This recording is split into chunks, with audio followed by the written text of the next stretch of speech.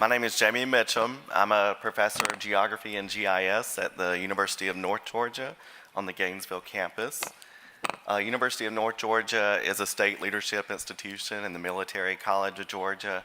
We have 20,000 students across 5 campuses in Northeast Georgia. Northeast Georgia has been impacted by climate change as well. 3 notable differences are Lake Lanier, which fluctuates pretty wildly now in a small watershed as precipitation intensity changes.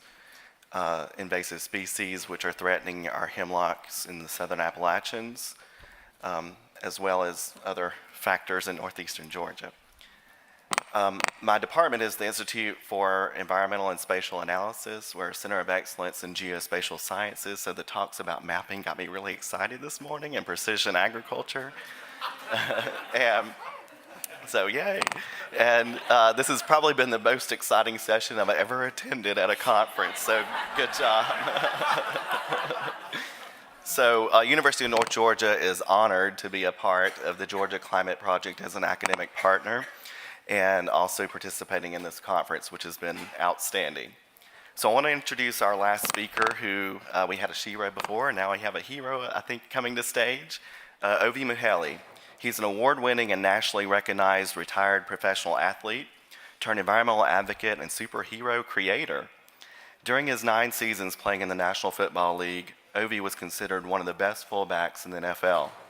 He was the first Pro Bowl fullback in the history of the Atlanta Falcons and earned All-Pro honors twice while playing for the Falcons and Baltimore Ravens. Ovie continues to leverage his platform as founder and president of the Ovie Mughelli Foundation, as an environmental spokesperson, advocate and author, media correspondent, and business owner of a medical consulting firm. Another very busy person. The Ovie Mughelli Foundation has a vested interest in empowering and educating youth, as well as the less engaged, diverse communities to become the next generation of environmental change agents. He's a devoted husband and father of 3 young children. Becoming a father awakened Ovie to the connection of human health to our planet's health through a series of family difficulties when his 2 youngest children were born premature.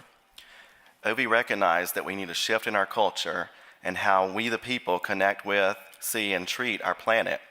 We can't breathe if we don't have clean air. We can't live if we don't have clean water.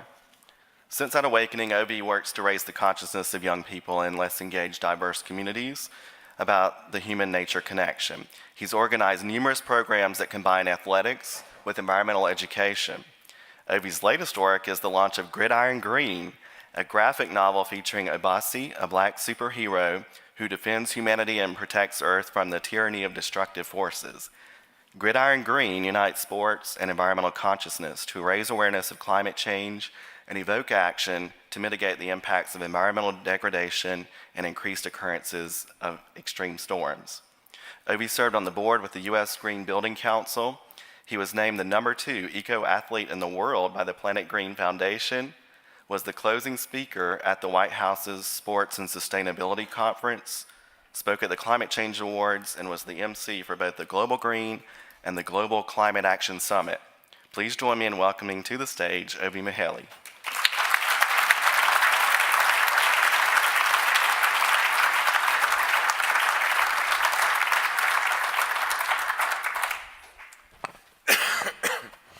Well, I can guarantee you they did not save the best for last. I apologize for everyone who's still here. Dr. Mildred McClain, I believe, was amazing. Absolutely amazing. I'm literally about to go find her coattails, hop on it, and just ride it everywhere she goes. I'm so excited to learn from people who are making a difference in this space. I thank you all for the work you're doing in the green space, because what you're doing is going to help my kids, my grandkids, and all kids. So I really appreciate it, and no one's done it yet, then give yourself a round of applause, please. Because I am a regular schmegular guy. Yeah, I did the whole NFL thing, and I played, with Ray Lewis and Deion Sanders and Tony Gonzalez and Julio, and I had a chance to be on football fields in front of 80, 90,000 people and, being broadcast out to millions. Yeah, I did some amazing stuff where, top 1% of the top 1%, by getting in the NFL, then being nominated the best at what I do, huge honor. All that stuff is, I have a whole room in my basement where I have trophies and footballs and signed paraphernalia, and it's nice. It reminds me of some of the blessings that God's given to me. But here's the crazy thing. All that stuff I've done, all the accomplishments I have, pale in comparison to what I'm doing now. It pales in comparison to the opportunity I have to leave a legacy for my kids. Because I made a lot of money in the NFL. Money's not going to give my kids the future they want. Just money. Big reason why I'm here is, I am different in a lot of ways. I don't know how many 6'2", 260-something, two-time All-Pro fullbacks you have talking about climate. But, I'm probably the first, and hopefully I can be not the last, because this is something that I feel like people like me should be focusing on. The reason I got into this, like was mentioned, because of my kids. I love my babies. I'll do anything for my babies. The reason I worked so hard in the league was so I can get to a point where I can take care of anything. Anything my family needed, I can take care of them. When my kids were born premature and they were in the NICU and they were fighting for their lives, I was traveling from Falcons practice to go to the NICU over at Gwinnett and check on the wife and calling her. Cell phone was in my pocket during practice. I had it on the sidelines and just worried about my kids just making it through. There were kids who didn't make it while my kids were in the NICU for 2 months. And it was a stressful time for my whole family. We finally got a chance to get them out, and the doctor said, the air quality in Atlanta right now is at a level to where it could be fatal for your kids. They have underdeveloped lungs, and it's just not safe. And it blew my mind. I said, but I'm Ovie Mughelli, but I've made lots of money, but I have the house and the cars, and I have the fame. And what do you mean that I can't take care of my kid and take them home? It just really crushed me, because I realized how powerless I am, how powerless we are, unless we do the right things now. That we may not see the instant results, but our grandkids and the future generations will. And that's where I got involved. And the more I got involved, the more I realized that this is something that I knew nothing about and didn't care about, and did the mistake that I did one time in the NFL, maybe more than one time. I had the mistake of saying someone else is going to deal with it. Someone else is going to take care of it. That's someone else's job. I can't do everything. I'm a good guy. I'm nice to people, and I volunteer for nonprofits. I don't have to be an environmentalist as well. That's just wrong. It's wrong. That's how I thought. In the NFL, I thought one time, I used to play special teams. I'd run down, kick off cover, and I'm running to tackle guy, but I'm tired. I'm like, someone else will make that tackle. Somebody else will figure it out. So I'm running, and my good buddy Coy Wire is with CNN right now. We were both. We call them headhunters. We go up there, we do our little high five, and we're like, I'll meet you down there. And I was just tired, 'cause I play fullback as well. So I'm running down, and Coy's up front. I'm like, he'll make the tackle, because he always does. And Coy goes, and the guy jukes him out. He misses it. Then we have another guy miss. And so I'm jogging, I'm sprinting, then I'm just hauling ass trying to get to the guy, and I dive and miss him by this much.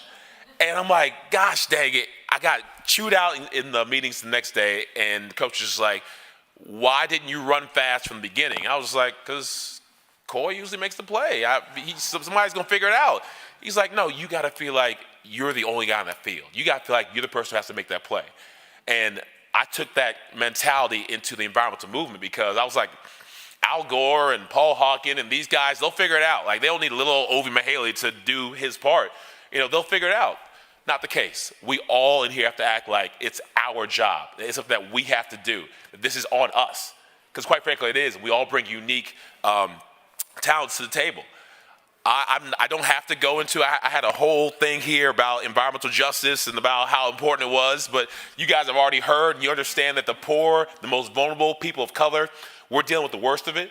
And like she said, it's not that, that group, our group, doesn't want to be involved. It's that no one's really engaging us on why we should be involved. No one's engaging us correctly on how it matters to us. That's what needs to happen. If that changes, then we got something.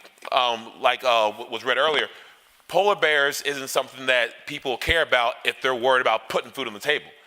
My foundation's been working for the last 10 years. I go and talk to kids at these public schools, these opportunity zones and Title I areas, and they're like, Mr. Mughelli, I'll be honest with you, why these white people coming down here telling us we gotta not use straws and turn off our lights and use less water, and they're the ones who made the problem, right? So why they come to us here with their guilt and saying, you fix this and you do this, you do that? I don't get it. Like, why do I have to fix their problem? I said, I understand. Little man, you make a great point, but here's the thing. Your house is burning. The earth's burning. Doesn't matter who caused it. Right now, we all got to be part of the solution. We all got to fix it. He's like, I hear that, but it's just, this ain't for me. I said, yes, it is. He's like, there ain't no money in this space. I said, that's where you're wrong. And that's where we've been having a lot of traction in the green space by getting more people to be involved in this. If we can show a kid how they can make green from going green and make a difference, you got something powerful. A lot of the kids I talk to, they're all involved in social justice, but they don't know that social justice is environmental justice, and environmental justice is social justice. Because no one's made that connection for them. No one's broken it down like my girl was saying earlier, like the doc was saying. They make it too complicated. And I love the mapping, I love the layering, I love the big sounding words and of everything that's going on here. But you go to a kid who he just wants better for himself, better for his family. He realizes that his air quality is worse. He realizes that more people around him have asthma. He realizes that his groundwater might be polluted. He realizes that I'm in a pretty crappy situation, but there's not really a way out. I don't really see light at the end of that tunnel.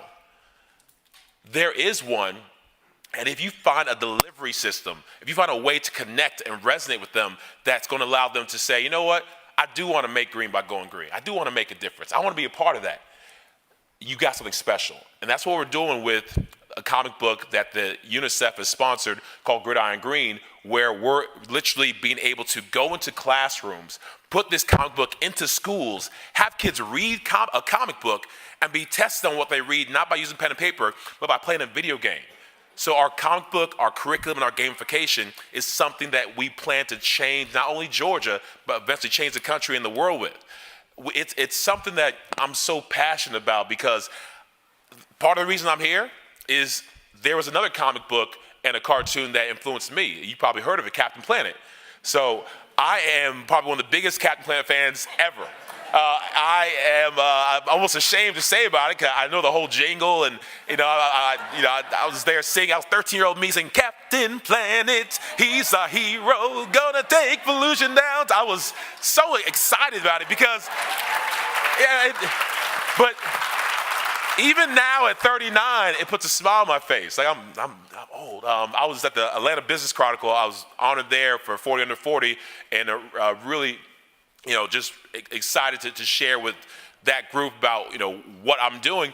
But with the Captain Planet cartoon, the whole thing, it planted a seed in my body, in my spirit, in my mind, in my soul, and it connected me because Kwame was African, and I'm African. I'm the son of Nigerian immigrants, and I was like, you know what? All right, this is for me. This is something that I can do. I want to be a part of this. It's hard to be what you can't see. And for people who look like me, they go into the environmental movement. I've spoken at Green Biz and Sustainable Brands. I went to an ocean plastic cruise. I go to a lot of the conferences. And I always say, look to your left and look to your right. How many people look like me? I can usually stop my fingers and toes before I can say, all right, is this a problem? Because if this was a problem, you'd fix it. And the people who can fix it are in the room. And it hasn't been fixed.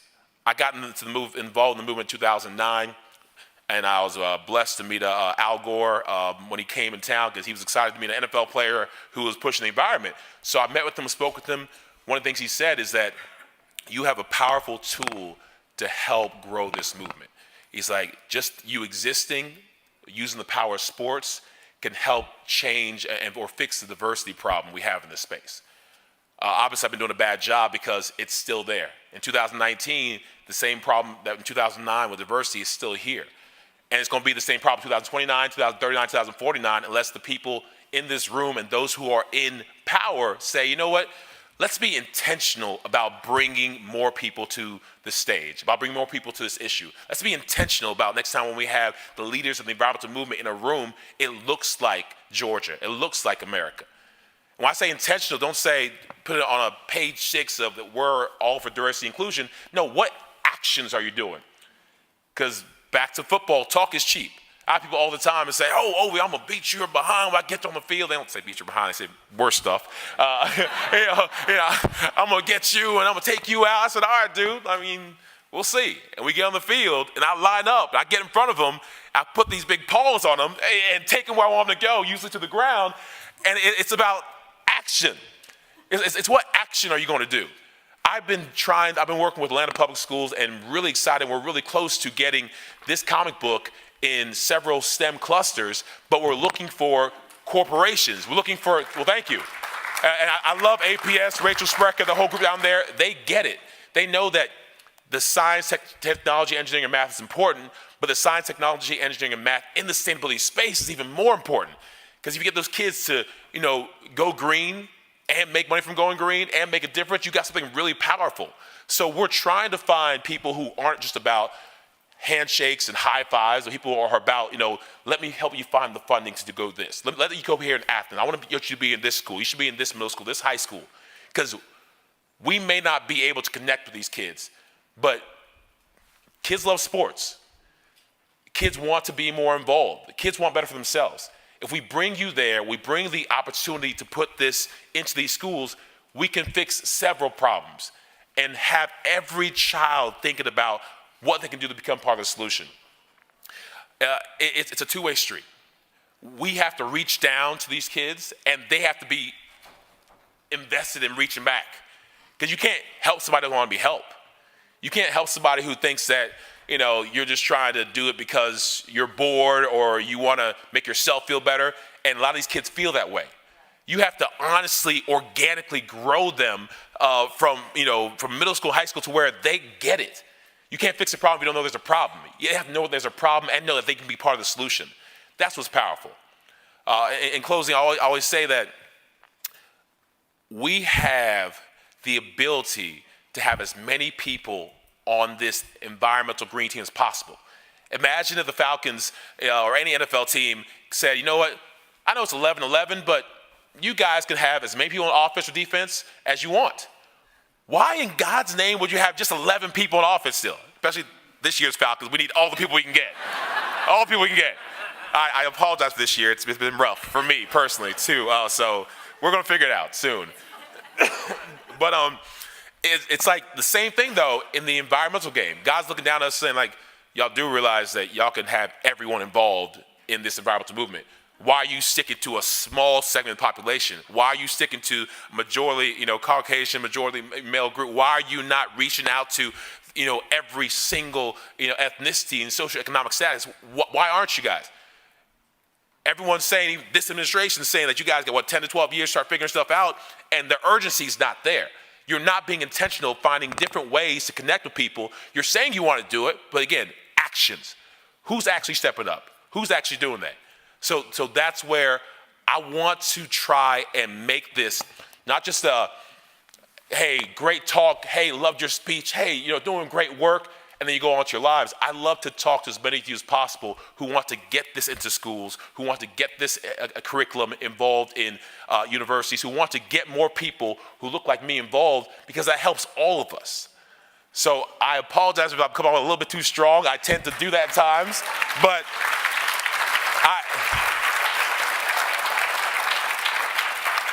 I don't play around when it comes to my babies. I do not. And I had a slideshow, but it was longer than 10 minutes. And there's a picture of my kids when they're premature, and they can fit in a shoebox. They were little pink, babies just fighting for their lives. And it bothers me. It bothers me that people aren't as pissed off as I am at times, that I had to have a situation where the doctor's telling me, I know your kids are fighting for their lives for 2 months, but they're going to have to fight a little bit more because we just didn't care. We were dealing with our own issues, with our own problems, and it's not that important to us because, I'm not dealing with the issues that other kids may be dealing with. I'm in my nice community. My air quality is not too bad. I drive the car that I drive. I'm good. Like it's been mentioned several times, I'm just, skating along. I'm good. That bothers me. So every night I go to sleep, I want to lay my head down knowing that I did everything I could on that day, because tomorrow's not guaranteed, everything I could on that day to make sure that I leave a legacy that will go on long beyond my kids' lives, my grandkids' lives, future generations. And that's what we all should be doing. So I want you to be a part of getting off the sidelines and getting to the green game, because this is a game we have to win. Thank you.